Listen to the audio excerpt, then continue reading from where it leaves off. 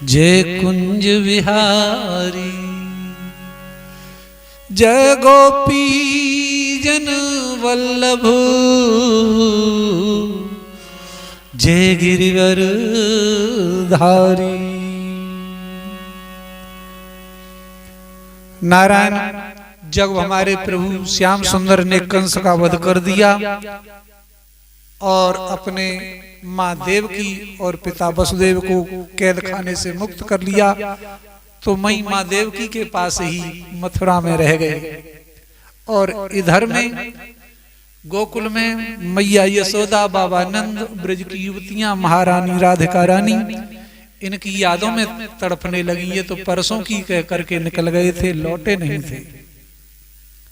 तो वहां पर यमुना पुलन पर बैठी महारानी राधिका रानी अपने अंग से एक पुष्प छुआ करके और यमुना नदी में प्रवाहित कर देती थी और यमुना से प्रार्थना करती थी कि मैया ये पुष्प है ना, ये जाकर मेरे प्रीतम श्याम सुंदर के पास भेज देना, ये मेरा प्रेम पत्र है।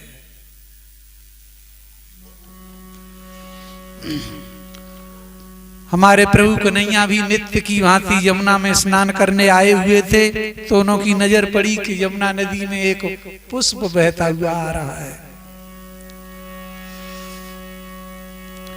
जल में बहुत जल जात एक देखो जात, ताको अर्ध ऊर्ध अधिक मुरझायो। पुष्प में सुगंध प्रिय राधा जी के अंग की, गंध पाए याद आई हृदय भरी आयो है। नारायण विरह अग्नि से तपा हुआ शरीर था राधा रानी का।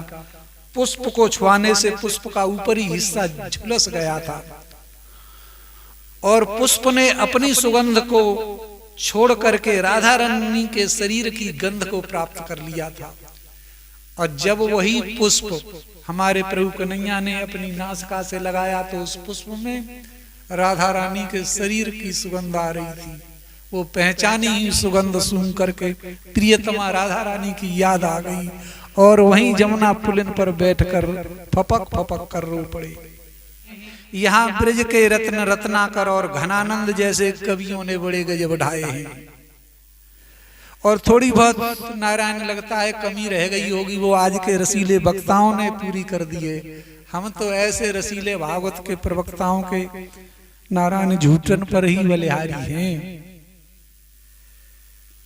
क्या कहें, ब्रजभूमि गोपाल तुम्हारी, गोपी ध्वजा प्रेम की। प्रेम धुरी राधा ने भोगी, कैसी कैसी सजा प्रेम की। नारायण प्रेम बहुत सहज तो है नहीं। अब फूल की गंध जैसे ही हमारे प्रीतम श्याम सुंदर के नासिका में गई, तो प्रियतमा राधा रानी की याद आ गई और फपक फपक कर रो रहे थे।